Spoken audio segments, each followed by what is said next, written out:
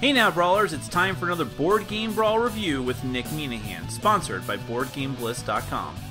Hey now, today we're going to take a look at Dead Men Tell No Tales from Minion Games. This is a fully cooperative game. Each player takes control of a different member of a pirate crew. You are trying to go onto this flaming pirate ship. It's on fire, but it's full of treasure. You want to get that treasure.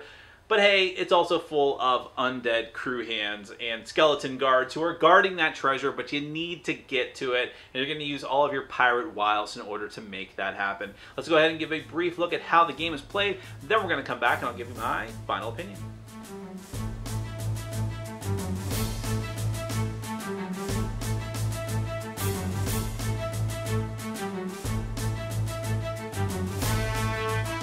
Alright, so this is a basic setup for Dead Men Tell No Tales. You can assume that I'm setting this up as a 3-player game, even though I don't have all the different player mats and boards and things set up like that. The goal of this game, it's a cooperative game, and you are a bunch of pirates who are jumping onto a pirate ship that is in the middle of being on fire and filled with undead crewmen. You have to get treasure and get back to your ship. The number of treasure that you need to win the game depends on both the number of players and the player's difficulty. So for instance, if you want to do an easy 3-player game, then maybe you only need 3 or 4 treasures, but if you want to make it harder, then you can make it harder. It's entirely up to you. Another optional variant I'll tell you about right now is the Captain, I think it's Captain From token, who's a very powerful undead warrior that you can put into the bag, but it's purely optional and you don't have to play with him.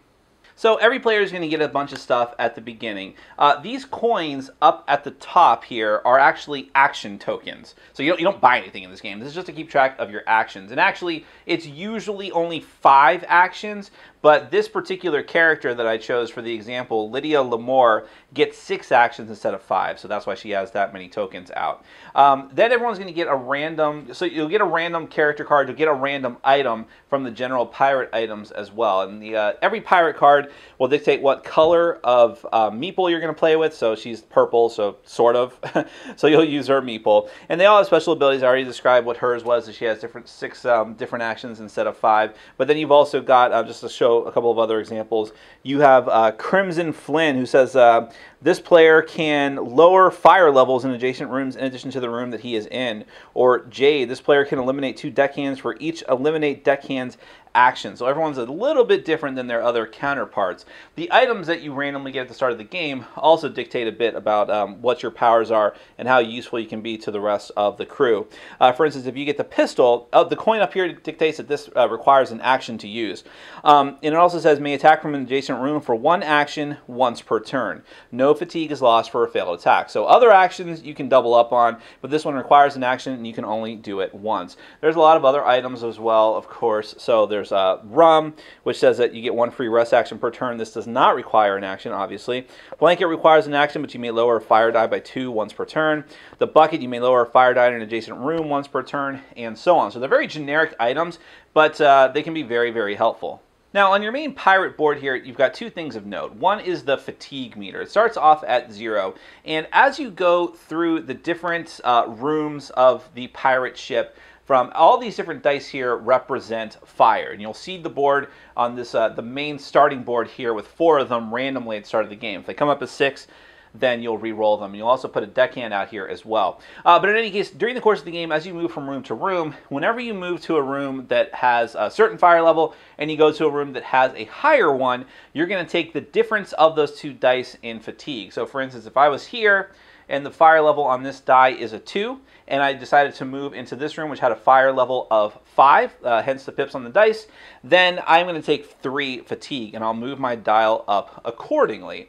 And other things that cause you fatigue, like losing in battles and things like that. I'll get to all of that. Now, the problem with losing fatigue, these dice along the side indicate sort of a point of no return for when you're traveling around the ship.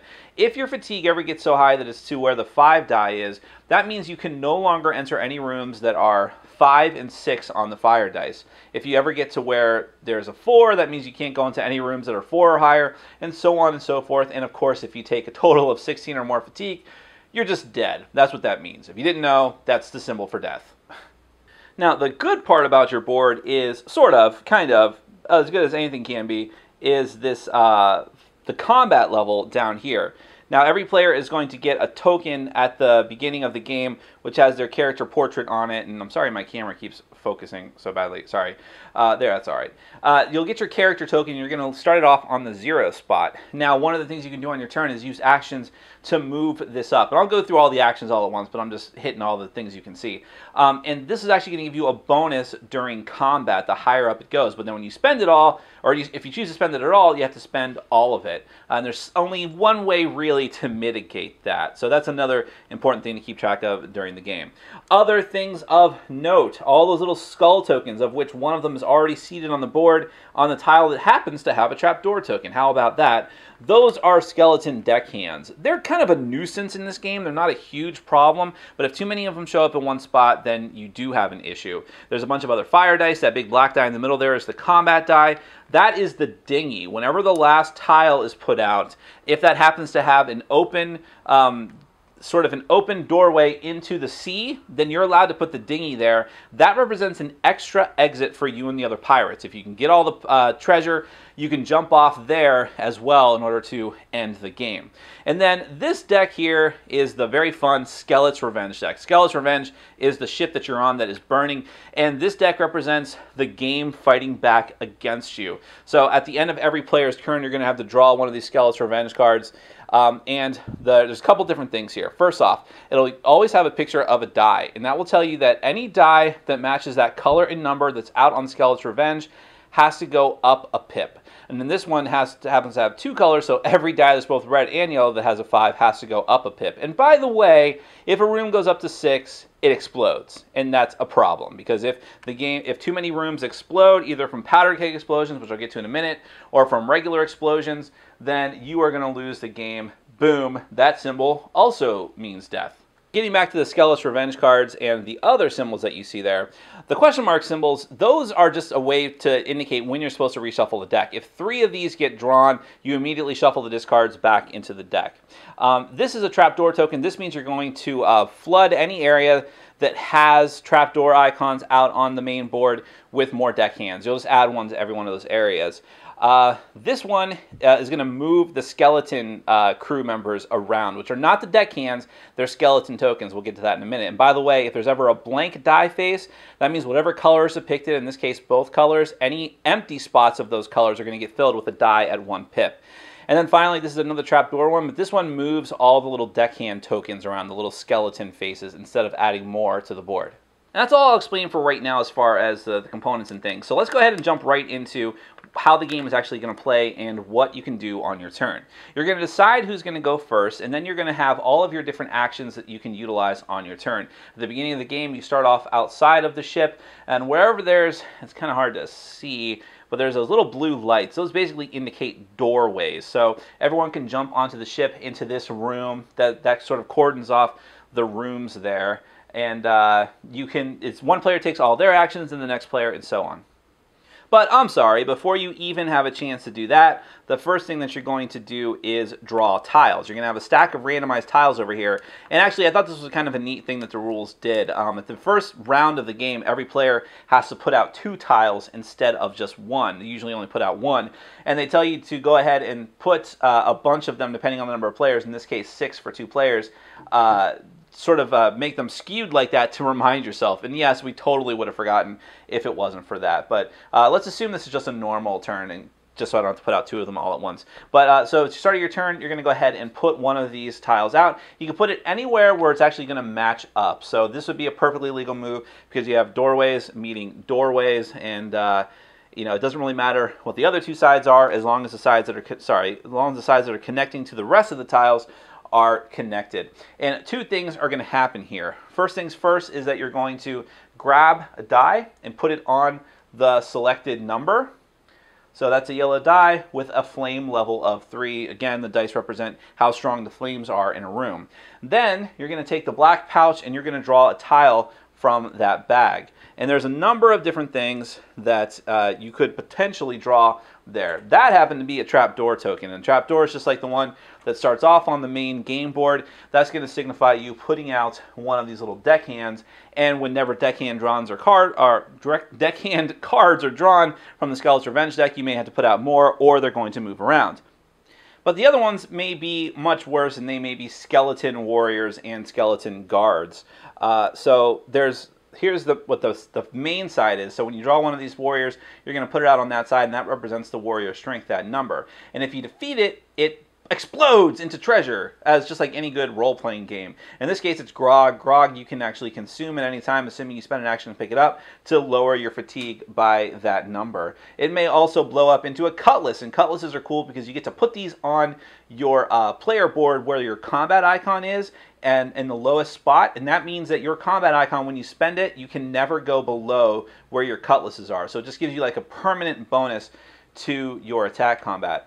But ultimately, even though they're nasty to fight, what you want to find are these guards, because the guards, while they're really, really strong, have the treasure that you need to win the game. There's only a limited amount of these, and it's very possible that you'll block yourself out from winning the game. I'll explain that in a minute. So once you go ahead, so let's backtrack. Once you go ahead and search the ship, which is what it's called when you're putting out one of those tiles and populating it with stuff, then you're going to take your actions to move on to the ship. Everything that you want to do costs you one of your action coins, and you will go ahead and flip it over. Actually, appropriately, it would be the purple one. And you have a few different things you can do. You can move. Doing a move is just moving from one adjacent room to another, or in this case, moving from the starting dinghies into the main pirate ship. That costs you 1 action, and remember the rules for fatigue. So if you're moving from 0 into 5, you're actually going to take 5 fatigue right off the bat. You could alternatively run. By running, you get to move 2 rooms, but you add 2 to whatever fatigue you're normally gaining. So if I move from here to here, I'm moving from a higher to a lower room here, so I won't gain any fatigue there, but I gain 5 initially plus 2 for running. When I am in a room that has fire in it, which is everything at the start of the game, I can lower its fire level by 1 for every action that I spend. So, and remember, you can double up on all of the normal actions, so you can keep doing that, and if you lower it from 1 to 0, you just remove the die from the board. But hence the reason some of the Skelet's Revenge cards will repopulate the dice. Now let's say that I had stayed in this room instead. I could spend actions in order to eliminate deckhands from either the same or adjacent rooms. I spend an action, pop, he goes off. Now the problem with the deckhands, they're not really dangerous in and of themselves, and they're very easy to kill. However, the more of them there are, the more difficult they make your life. One of them does nothing. You can even move through them, but 2 of them means you can't pick up anything in the room, none of the tokens. 3 of them means you can't even enter the room. So if they get out of control, they can really hinder you. I already mentioned that picking up tokens is an action, so if you had previously popped one of the bad guys and they drop something in your area, whether it's treasure or whether it is just cool grog or cutlasses, it takes you an action just to grab it. Alternatively, you can rest. Resting just lowers your fatigue by 2. And also, I guess I'll mention as well that if you ever go back to the ship, whether you just want to go there or whether you're dropping off treasure, you'll actually get to reset, you'll get rid of half of your fatigue rounded up. And the last couple of actions you can do, you can increase your battle level, which I talked about before, and you can also swap your item cards either with one of the cards that's left over in the center of the table, which will happen even in a full complement of players game, or with another player, and that player will immediately take either the card that you just put back in the center of the table or a different card. Now, the only other thing regarding actions is that if you're picking up treasure, treasure is really heavy. And the treasure tokens are going to weigh you down, but you do need to get them off of the ship. So while you take an action to pick up a treasure, and then you can move, but any room that you go into that has fire, you're going to increase your fatigue level by that amount, not the difference between the amounts, so it's really serious. And actually, you only have 3 actions. You can only move, you can only rest, you can only swap items. Now, one thing I haven't mentioned yet that is kind of a neat thing of this game and might help you out if you're looting is that you can actually, if you have leftover actions at the end of a turn, you can actually pass them to the next player in turn order. You never permanently lose actions. You'll get them back when your turn comes back around. But if you don't want to do anything, if you don't think that you have great moves because you're stuck in some part of the ship where you're not going to be able to do much of any use this turn, and there might be a more critical area that you think is going to explode from fire, then you may want to pass your actions to the next player and just end it early. The last major thing I'll explain is just combat. And so how combat is going to work, let's say that you're in the same spot, and unless you have a special ability, you could also be adjacent as well, like for instance with the pistol. When you choose to initiate combat by moving into a square, with one of the pirates or one of the skeleton warriors or the guards, first thing you're going to do is you're going to roll the battle die. The battle die is just going to give you a straight up number, and based on that, you're going to be able to determine how much of your combat rating you want to spend, or I should say whether you want to spend it at all, because if you choose to spend it, you have to spend all of it. So if I rolled a 4 against this guy, then if I only have 3 combat, well, there's no chance anyways. I completely lost. But if I am already up to 4, I got lucky, and I can go ahead and spend all of that 4 in order to kill this guy again and then turn him into treasure. If I fail, however, in my combat, just like if I was moving into a high fire room, I'd have to lose the difference in fatigue between whatever I rolled for combat and whatever the monster actually had. And then I'd have to roll the combat die again to determine what happens. I may have to stay there and fight him again. I may have to retreat, or I may get to choose. So just to encapsulate all of that, since I kind of ran through it very quickly, on your turn you're going to be drawing new tiles, and you'll draw more of them at the beginning of the game. Searching them out, putting new fire dice out, however it depicts it, and then also putting new tokens out as well, which are going to give you either more trapdoors, which lead to more deckhands, or more skeleton warriors or guards, which you're going to have to fight. But the cool thing is you have to kill the guards to get treasure anyways, so it kind of encourages combat, and you have to fight the skeleton warriors to get cool items that'll pump you up as well. Also, I almost forgot, since I drew these, I'll go ahead and tell you about them. They're these powder kegs, which can be very nasty. Now, I already told you that you could lose the game if there's too many normal explosions, which happens when the die goes up to 6, the room explodes, and also when the room explodes, everything in it is just kablooey, it's gone. That is actually the way that you could lose treasure tokens permanently. But there's also these smaller explosions from the powder kegs. When a powder keg explodes, it does count against your explosion limit, but it doesn't permanently destroy the room. Rather, it spreads to the next room and in whatever direction it's against, and it's actually wherever that powder keg is, and then it's actually going to increase the fire level in the next room. So actually, in this particular example, that would be very, very bad, because that's going to turn this into a 6, and that's going to cause it to explode. But remember, it doesn't explode until it gets to that number there, regardless of whether the normal room would explode, because this would take a 5, but it takes 6 for a normal room to explode, but it's going to shoot out this way. So anyways, that is a really quick run through of Dead Men Tells No Tales. Obviously, as you're playing along, you're going to have a lot more tiles out there, but that's just a quick and dirty run through to give you a taste of what the game is like. Now, let's get to my final thoughts. I like the overall presentation of Dead Men Tell No Tales. I think the box looks attractive. I love the artwork on the cards. The board looks pretty good. It looks a little bit cluttered, but I think it's pretty easy to make out once you get used to it. I even like the meeples that they use for the pirates and for the little deckhands. Obviously, it would be better if there were miniatures, but you can't have everything. That's kind of the spoiled Kickstarter backer in me talking. But the game looks pretty good for what it is. And as far as the theme goes, I don't like pirate games. I just don't. But I do appreciate that they went out of their way with this one to give the pirate theme a unique spin. Normally it's just like, here's your pirate ship. You can go and pick up and deliver with that and get points that way and sell it for money, or you can go and fight the other pirates, and that's about it. That's the end all be all of that. This one is cooperative. First off, that's different for a pirate game, but also you're going on this flaming ship and trying to fight off skeletons. Super cool. So I really dig that theme, and I think the game mostly brings that theme out. I think it works pretty well. Now, the gameplay is very derivative of games like Pandemic and Flashpoint Fire Rescue. It has to be said. While there are some unique elements to it as far as sort of how the fire comes out and fighting the skeleton guards and the battle meter, the fatigue meter, those things, at its core, it is still the type of game where there's these outbreaks of things that keep happening around the board, and you have to go and take care of them before they get worse and worse and worse, and all the while completing this other objective that you need to do before things get too bad and just get the hell out of there. This is very similar to a lot of other games, but more specifically Pandemic and Flashpoint Fire Rescue. And while that's not a bad thing in and of itself, the problem that I think there is with Dead Men Tell No Tales is that there's so much extra stuff in this game that I feel was not entirely necessary. Now, I like little bits of complexity. I mean, I would hate it if the game was too overly simple. But on the other hand, I felt like playing this game was just teaching it was way longer than actually playing it.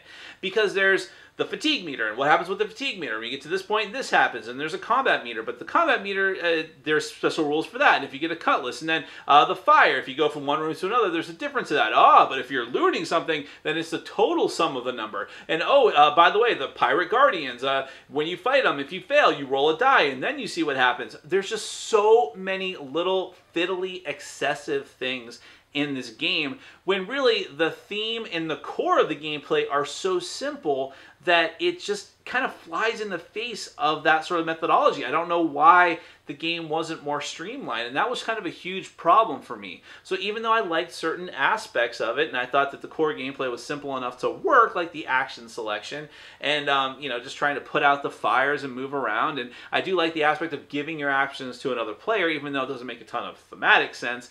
I just felt that the game was really, really cumbersome when it didn't have to be. This could have been a really, really quick endeavor, but just learning the game is way, way longer than actually playing it, and then playing it is just kind of a fiddly mess at times.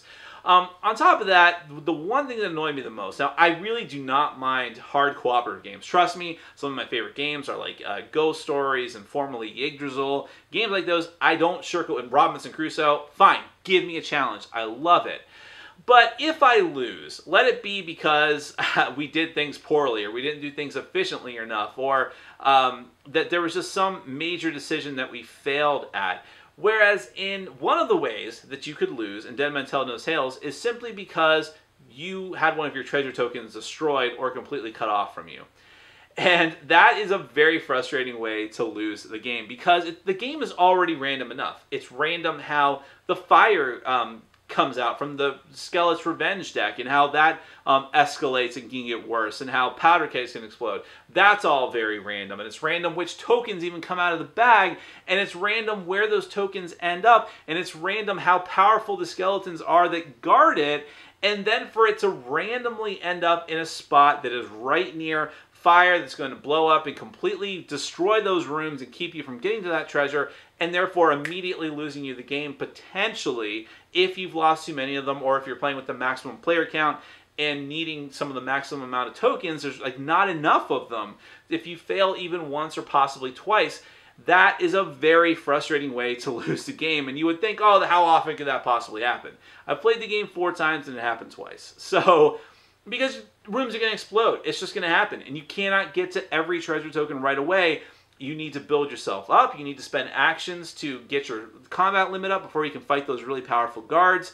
So it can be kind of a wonky thing there, and it's something I really, really hated about the game. So I want to be clear. It's not a terrible game by any stretch of the imagination. The core gameplay works and the theme is interesting, but man, it just feels like the game wasn't developed quite enough. There were parts of the game that just could have been cut out altogether. The fatigue meter, I mean, I don't know that was completely necessary, and the way the combat meter works, I feel like they were going for unique things without making the game like really fun and playable instead of just really cumbersome, and the finicky way that you could potentially lose the game, I really dislike.